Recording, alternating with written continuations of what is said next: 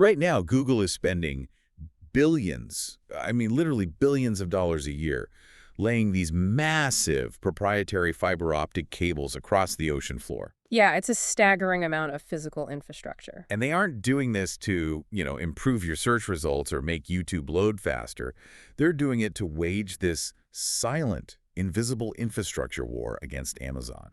That's exactly what it is. A total war for the internet's backbone. Welcome to the Deep Dive, everyone. Today we are taking a stack of industry data, architectural white papers, and market analyses to break down the ultimate cloud showdown of 2026, Amazon Web Services versus Google Cloud Platform. It's the matchup everyone in the industry is talking about. Right, and our mission today is to look past all the marketing brochures. We want to figure out who is actually winning the technical arms race under the hood, and critically, where you, the listener, should be investing your time and your career focus today. It really is a clash of two entirely different evolutionary paths. I mean, we're looking at AWS, which is this incumbent empire born out of the necessity of running a massive global e-commerce operation, right? Going head-to-head with GCP, which is an architecture designed by a company that essentially had to invent modern distributed computing just to index the World Wide Web. The people who basically built the modern internet. Exactly. You are watching two distinct philosophies of software engineering manifest as global infrastructure. So before we get into the nuts and bolts of servers and storage, let's look at how that DNA actually dictates the market reality today. Right, the actual numbers. Exactly. Because if you look at pure market share data, AWS maintained this massive, undisputed lead. They just own the enterprise space. They do. They really do. But the trajectory data, like where the new money is actually going, shows GCP capturing this asymmetrical amount of the highly dense, compute-heavy AI and machine learning workloads. And that's the crucial pivot point. Okay, let's unpack this. Because the way I see it, AWS is like this massive established department store, right? Every enterprise already shops there by default. They have everything. That's a great analogy. But then GCP is like this hyper-advanced specialty boutique that is suddenly stealing all the high-end, futuristic customers.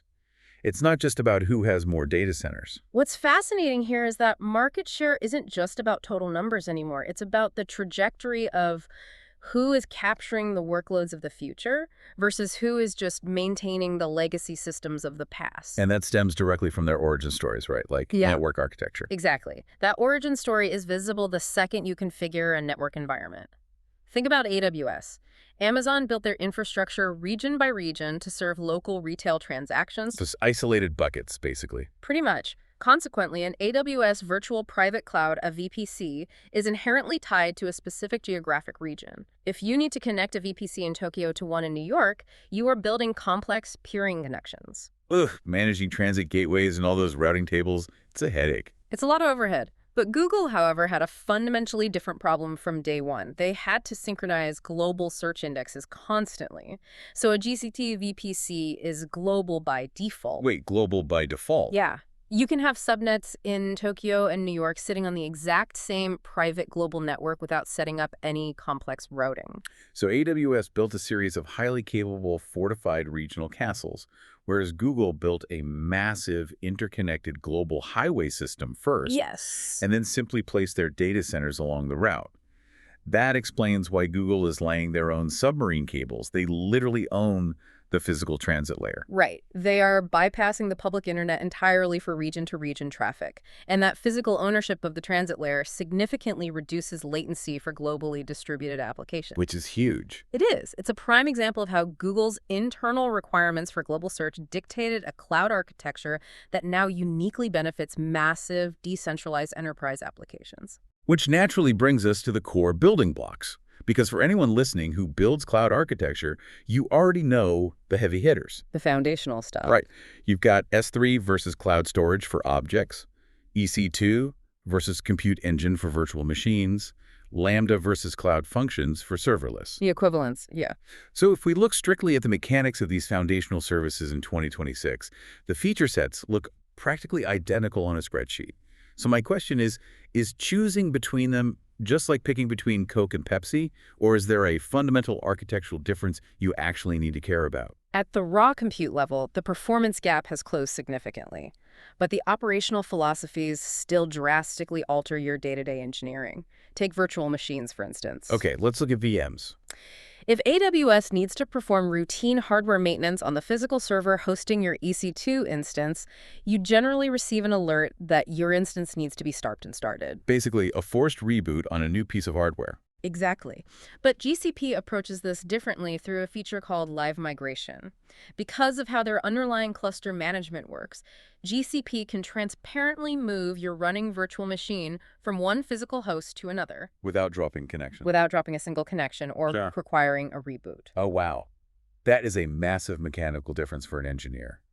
I mean, if you're managing stateful workloads or massive in-memory databases, avoiding a forced maintenance window entirely changes your uptime strategy. It does. It really does. And you see a similar philosophical split in serverless computing, too. How so? Well, AWS Lambda has historically given engineers an incredible amount of granular control over the execution environment, networking configurations, VPC integrations. All right, you can tweak everything. But that control requires significant configuration overhead.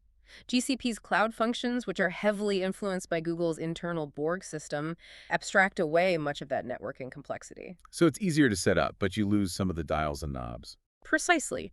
It handles rapid, spiky scaling with slightly less friction on the developer side, but sacrifices some of that deep, granular tuning AWS provides.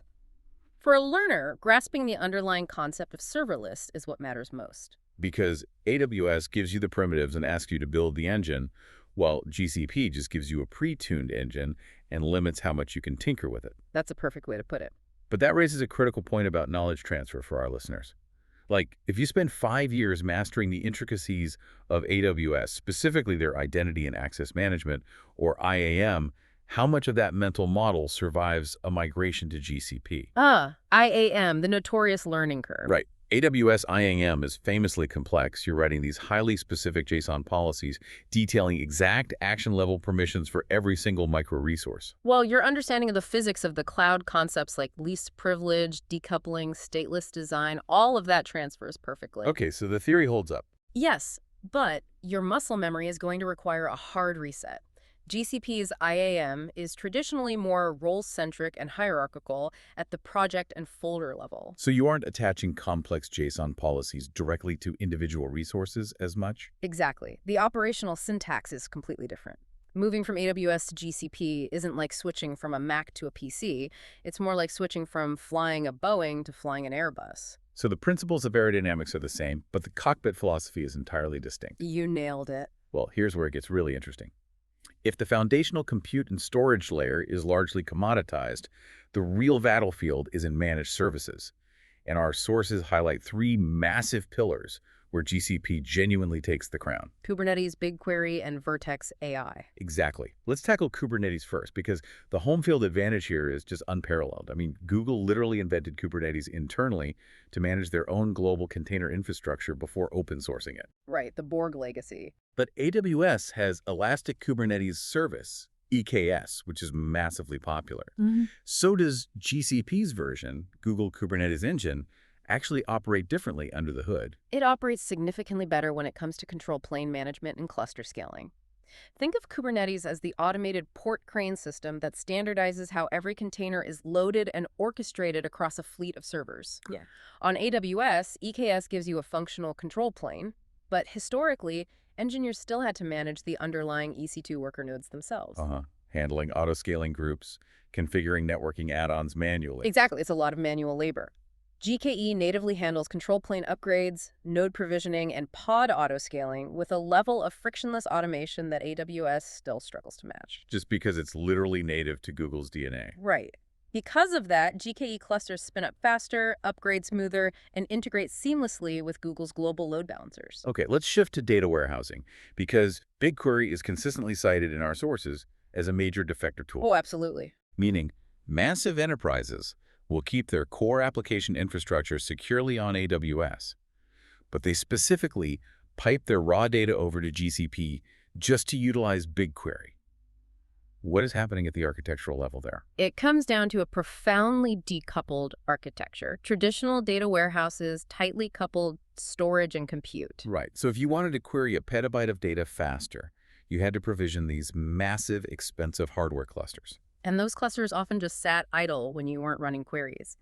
BigQuery fundamentally separated those two components using an internal technology Google calls Dremel. Okay. The storage layer is entirely independent. When you submit a SQL query, BigQuery dynamically and instantaneously allocates thousands of hidden worker nodes across Google's data centers, It scans your data in parallel. executes the query, and then instantly destroys those nodes. Wait, so you aren't managing a database cluster at all. You're essentially just renting a few seconds on a massive invisible supercomputer. Exactly. You only pay for the exact terabyte scan during the few seconds that query runs. That's wild. And if we connect this to the bigger picture, that architectural choice flows directly into their dominance in artificial intelligence with Vertex AI. How so? Well, when your entire data strategy is built on that kind of frictionless, high-throughput architecture, feeding petabyte-scale data into large language models becomes exponentially easier. Oh, I see. Plus, Vertex AI leverages Google's proprietary tensor processing units, TPUs.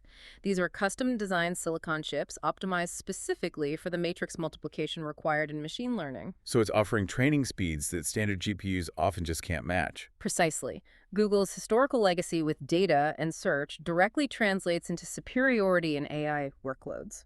Okay, so if GCP has a superior global network, Mhm. frictionless container orchestration with GKE, decoupled data warehousing with BigQuery, and custom AI silicon, we have to address the giant elephant in the room. Why AWS is still winning overall. Exactly. Why does AWS still command such a massive, unshakable share of the overall market? The sources point to three major weapons: Yeah. unparalleled breadth of services, enterprise inertia, and the sheer economics of vendor lock-in. Let's tackle breadth first. AWS has a managed service for absolutely everything. Literally everything. If you are building a satellite ground station, AWS has a service for it. If you need to run legacy Windows Server workloads from 2008, AWS has deep native support. And they don't kill their products either, right? Yeah, that is huge. AWS has a cultural philosophy of almost never deprecating a service. Google Cloud, on the other hand, is notorious in the engineering community for killing off products that don't reach massive scale. Right. The infamous Google graveyard. Exactly. AWS's commitment to backwards compatibility builds immense institutional trust with Fortune 500 CIOs. And that trust is a powerful moat. It's like AWS is this colossal ocean liner, right? Yeah. Once a massive corporation is on board, it's incredibly difficult and expensive to turn the ship around and migrate away. Exactly. But I want to drill into the financial mechanics of that vendor lock-in, because the pricing divide is fascinating. GCP heavily markets its precise per-second billing model. You pay strictly for what you use, down to the second. Which is a dream for lean, highly variable startups. Right. But AWS relies heavily on complex reserved instances and compute savings plans. Is GCP's per-second billing actually enough incentive to make those massive enterprises switch? This raises an important question about enterprise psychology. Those savings plans are the financial anchor of enterprise cloud architecture. AWS essentially offers massive corporations a 40 to 50% discount on their compute costs. But there's a catch. A huge catch. Only if that corporation signs a legally binding contract committing to spend millions of dollars a year for the next 3 years. Once a CIO signs that enterprise agreement to get the discount, they are physically prevented from authorizing a large-scale migration to a competitor like GCP without absorbing massive financial penalties. Wow. But the real weapon of lock-in seems to be data egress fees. Like, cloud providers let you move data into their network for free, right? Absolutely. Ingress is always free. They want your data. But moving that data out across the public internet to a competitor incurs a per gigabyte charge. So imagine a global healthcare provider with, say, 50 petabytes of historical patient data sitting in an AWS S3 bucket. That's a lot of mass. Right, and they see Vertex AI on GCP, and they realize they need those tools to train a new diagnostic model. To get that 50 petabytes of data out of AWS and into Google Cloud, the egress fees alone could cost them millions of dollars. Millions before they even run a single query. That is insane. That is the grim economic reality of cloud infrastructure.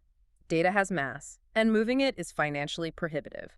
It's often referred to as the Hotel California model of data storage. You can check out anytime you like, but you can never leave. I love that analogy. AWS doesn't just win on technological capability, they win on the financial gravity of stored data. You might have a demonstrably superior machine learning environment waiting for you on GCP, but the cost of paying that egress ransom, rewriting thousands of IAM policies, and retraining your staff. It just wipes out any efficiency gains for a decade. The inertia is absolute. For global corporations, the safety of AWS's sheer menu of services usually outweighs the granular cost savings of GCP's per second billing.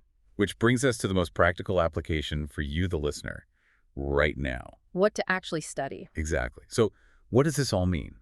If you have limited time and can only pick one textbook to open today to chart your engineering career in 2026, where do you focus? Because the job market data shows AWS job postings just dwarfs everything else. AWS remains the baseline currency of enterprise IT. If your immediate goal is broad employability and getting through applicant tracking systems, holding an AWS Certified Solutions Architect credential makes your resume instantly relevant. Because the surface area of legacy workloads running there is just too massive to ignore. Exactly. It is the safest, most reliable bet for establishing your career and getting your foot in the door today. But the sources distinctly frame GCP as the premium skill to layer on top. So if I'm an engineer who already understands AWS VPC routing and S3 policies, is the strategic play to double down and become an AWS machine learning specialist, or to pivot and learn GCP's Vertex AI? The most lucrative career strategy in 2026 is targeted multi-cloud fluency. Okay. You use AWS as your foundational expertise. You manage the core infrastructure, handle the networking, maintain the legacy databases, but you aggressively learn GCP, specifically GKE, BigQuery, and Vertex AI. Because that's where the high-margin workloads are migrating. Exactly. We're seeing a massive surge in demand for architects who know how to keep a company's secure baseline operations running efficiently on AWS while seamlessly piping their most critical data to GCP to leverage advanced AI. So you are basically positioning yourself as the bridge between the established empire and the hyper-advanced challenger. You manage the gravity of the data on AWS, but you extract the value of that data on GCP. Precisely.